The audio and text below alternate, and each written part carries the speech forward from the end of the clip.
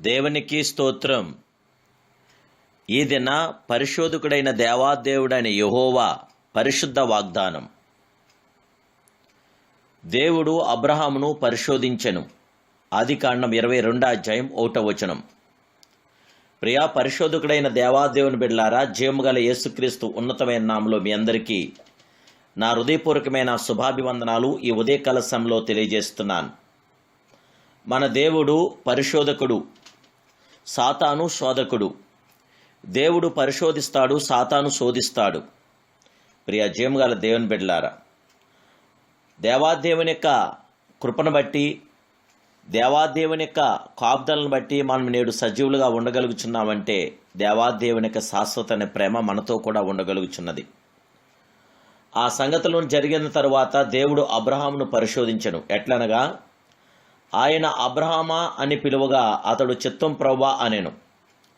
అప్పుడు ఆయన, నీకు ఒక్కడైన నీ కుమారుని అనగా నీవు ప్రేమించి ఇస్సాకును తీసుకుని మోరియా దేశమునకు వెళ్ళి అక్కడ నేను నీతో చెప్పబో పర్వతం మీద ఒక దాని మీద దహనబలిగా అతను నర్పించమని చెప్పాను. ప్రియ జీవముగల దేవుని బిడ్డలారా, దేవుడు అబ్రహామును పరిశోధించాడు. సాతాను శోధిస్తాడు, దేవుడు పరిశోధిస్తాడు. శోధన వేరు, పరిశోధన వేరు. దేవుడు తరచుగా కొందరు వ్యక్తుల్ని కొన్ని విషయాల్లో త్యాగం చేయమని అబ్రహామును అడిగాడు. మొదట తన దేశాన్ని, బంధువులను విడిచిపెట్టమన్నాడు. తరువాత ఇస్మాయిల్ను గురించిన ఆశలను వదిలేయమన్నాడు. చివరిగా తన ముద్దుల తనయుడు లేక జన్మించిన కుమారుణ్ణి వదులుకోమన్నాడు. అలాగే తన కోసం సమస్తాన్ని విడిచిపెట్టాలని యేసు ప్రభు కూడా శిష్యులను అడుగుచున్నాడు. జీవముగల దేవాదేవుని బిడ్డలారా, దేవుడు తన పట్ల తన ప్రజల ప్రేమను, నమ్మకాన్ని, విధేయతను పరీక్షిస్తాడు. ఈ పరీక్షలు కష్టతరంగా, బాధకరంగా ఉన్నప్పటికీ వాటిని సహించే వారికి మేలు కలిగిస్తాయి. వారి విశ్వాసాన్ని అభివృద్ధి చేసి అనేక ముఖ్య పాఠాలను నేర్పిస్తాయి. దేవుగల దేవుని బిడ్డలారా, ఆయన మనలో ఉంచిన మంచిని వెలికి తీయాలని దేవుడు మనల్ని పరిశోధిస్తాడు. కానీ సాతాను మాత్రం మన భ్రష్ట స్వభావంలోనికి చెడుగును బయటికి తీయాలని శోధిస్తాడు. జీవముగల దేవుని బిడ్డలారా, మన దేవుడైన యెహోవా మనలను పరిశోధించగల గొప్ప దేవుడు. మన దేవుడు మనల్ని ప్రతి విషయంలో పరిశోధిస్తున్నాడు.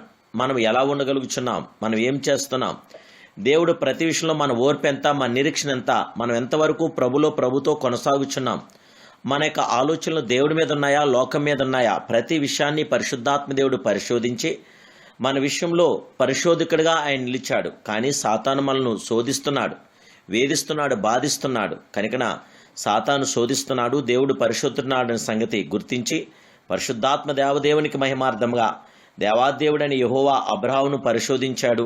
అబ్రహాము యొక్క విశ్వాసం తన కుమారుడి మీద లేక దేవుని మీద పరిశోధించినప్పుడు అబ్రహాము దేవుడి మీదే ఎక్కువ విశ్వాసం పెట్టాడు, నమ్మకం పెట్టాడు, గురి పెట్టాడు, నిరీక్షణ పెట్టాడు, దేవుడి మీద ఆధారపడ్డాడు, దేవుడి మీద డిఫెండ్ అయ్యాడు. ఈరోజు జీవముగల దేవుని బిడ్డలారా, మనము కూడా దేవుడి మీద ఆధారపడదాం, దేవుడి మీదే మన భారం వేసుకుందాం. మనకు సమస్తానికి కర్త, సర్వోన్నతుడు, సమర్థుడు, శక్తిమంతుడు ఆయనే.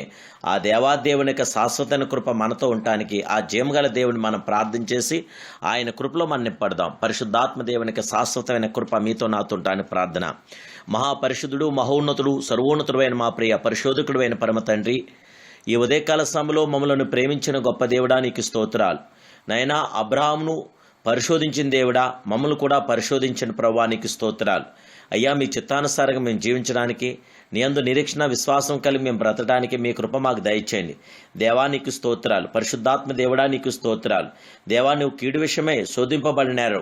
నైనా నీకు స్తోత్రం. అందరికీ అంతటా కూడా నువ్వు మేలు చేసే గొప్ప దేవుడివే, జయమిచ్చే గొప్ప దేవుడివే. కనుక ఈ ఉదయకాల సమయంలో నీ ప్రియబిడ్డలైన మమ్మల్ని అందరినీ కూడా జ్ఞాపం చేసుకుని ఆశీర్వదించి, దీవించి, బలపరిచి, ఆయుధారుగా దయచేసి శాంతి, సమాధానం, నెమ్మది, ఆదరణ మాకు అనుగ్రహించి నీ కుమారుడు యేసుక్రీస్తు పరిశుద్ధుల మమ్మల్ని అందరినీ అభిషేకించమని, నీ కృపలో వర్ధిల్ల చేయమని యేసయ్య ఉన్నత నామములో ప్రార్థిస్తున్నాను కన్న తండ్రి. Amen, amen, amen. May God bless you.